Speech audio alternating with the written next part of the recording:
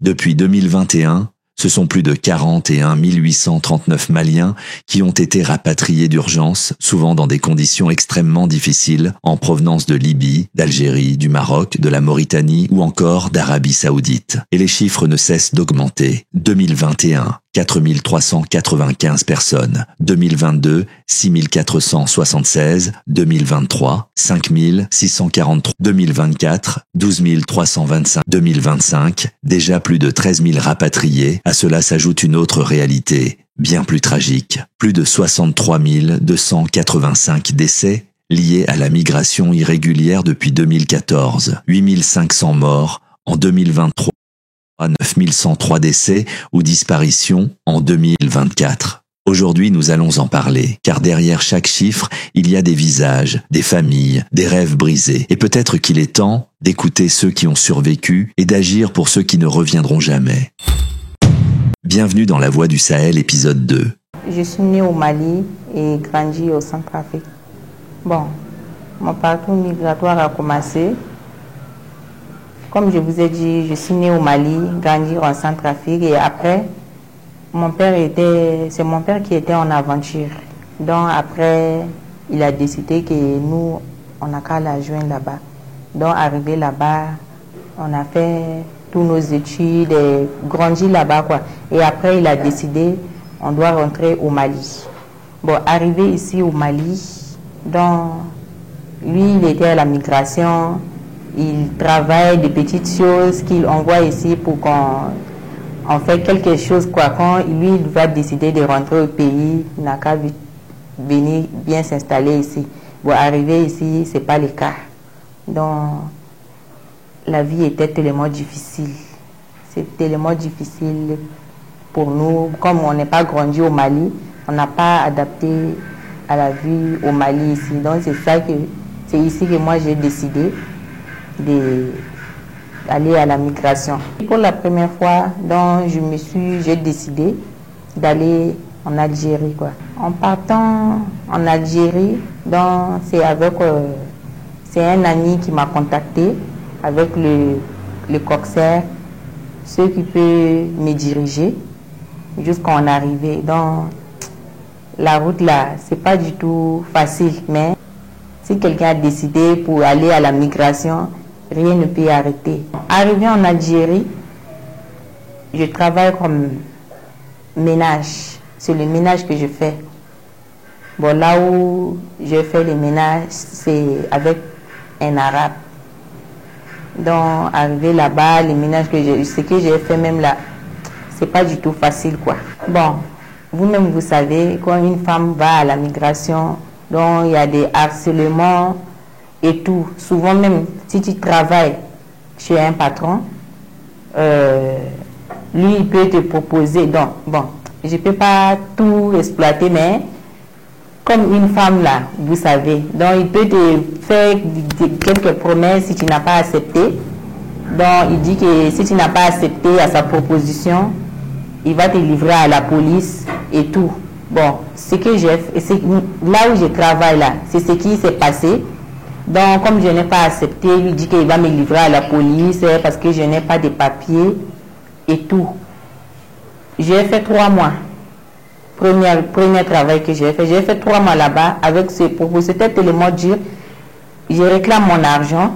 Lui il dit que si je ne laisse pas, soit j'accepte sa proposition, soit il va me livrer à la police. Donc j'ai décidé de laisser mon argent, les 3 mois que j'ai travaillé, j'ai laissé ça gratuit comme ça, pour aller encore chercher un autre travail.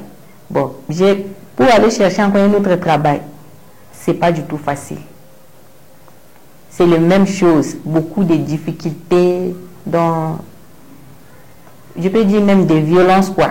Bon, après l'Algérie là-bas, donc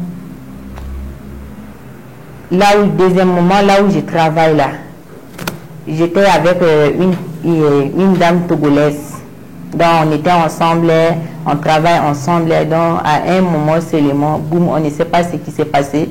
Les policiers sont venus et tout, et nous attrapés une fois seulement. On nous a refilé, on a beaucoup souffert. On nous a refilé vers Niger.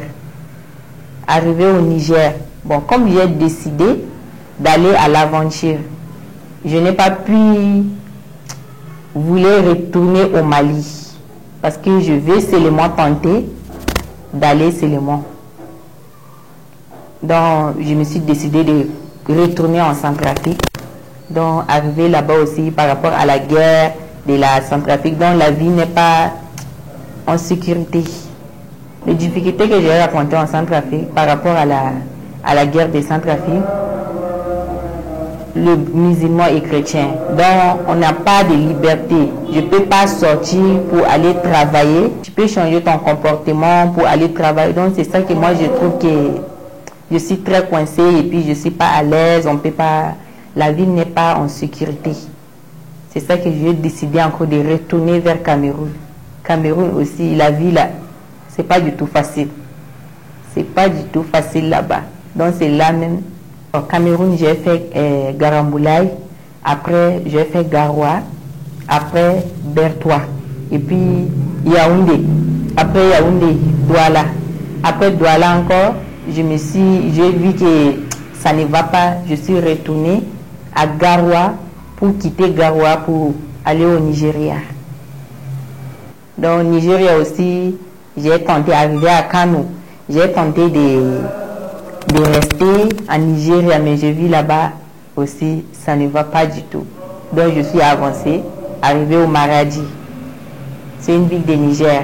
Arrivée au Maradi, après Maradi aussi, je suis arrivée à Niamey. Après Niamey encore, j'ai tenté d'aller vers Agadez parce que mon objectif, c'est si j'étais en Algérie, si tout ça s'est bien passé, je peux entrer en Europe et tout. J'ai tenté encore, mais ça ne va pas. C'est pour cela que je me suis retrouvée au Mali. Ah bon, expérience sur la mer là, je ne sais pas comment expliquer.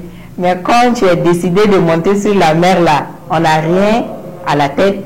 Ce que tu as en tête là, juste la vie ou la mort. C'est seulement les deux choses que tu dois mettre sur la tête, quoi. Bon, pour la mer aussi, c'était très difficile. On peut quitter à 100%.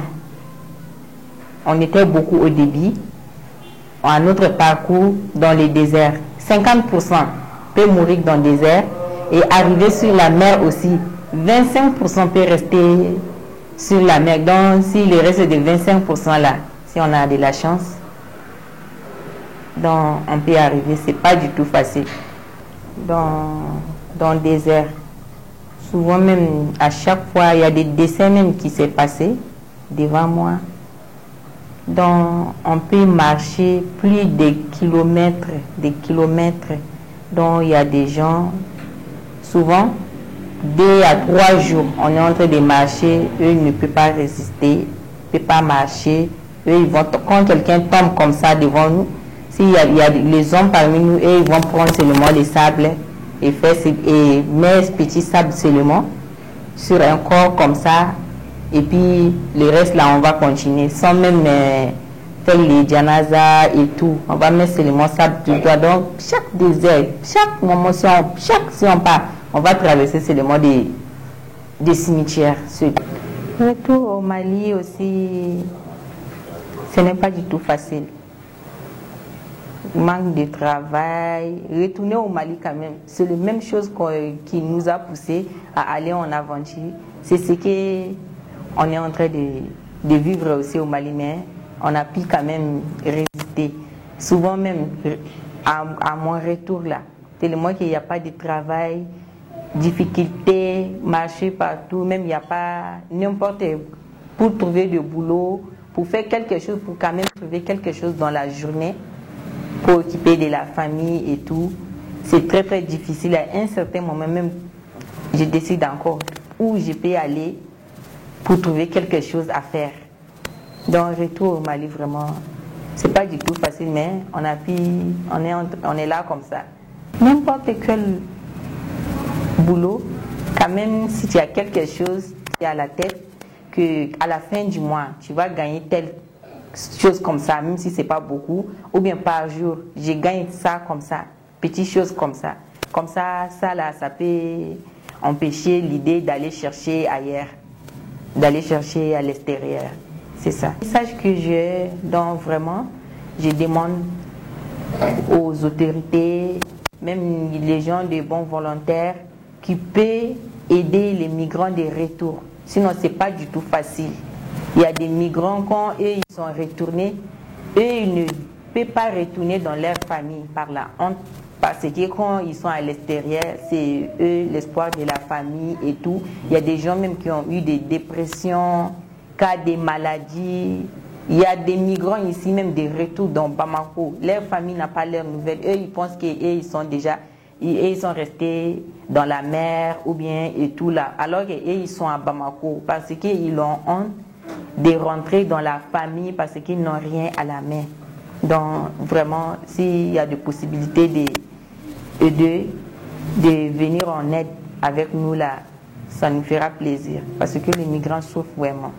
Ce témoignage puissant nous rappelle que derrière chaque parcours migratoire, il y a des histoires humaines, des combats, des espoirs et parfois des cicatrices invisibles. À tous ceux qui souhaitent nous soutenir dans cette émission, devenir partenaires, nos portes sont grandement ouvertes. Ensemble, nous pouvons faire entendre ces voix et construire des ponts d'espoir et de solidarité et lutter contre la migration irrégulière. À très bientôt pour l'épisode 3. D'ici là, prenez soin de vous.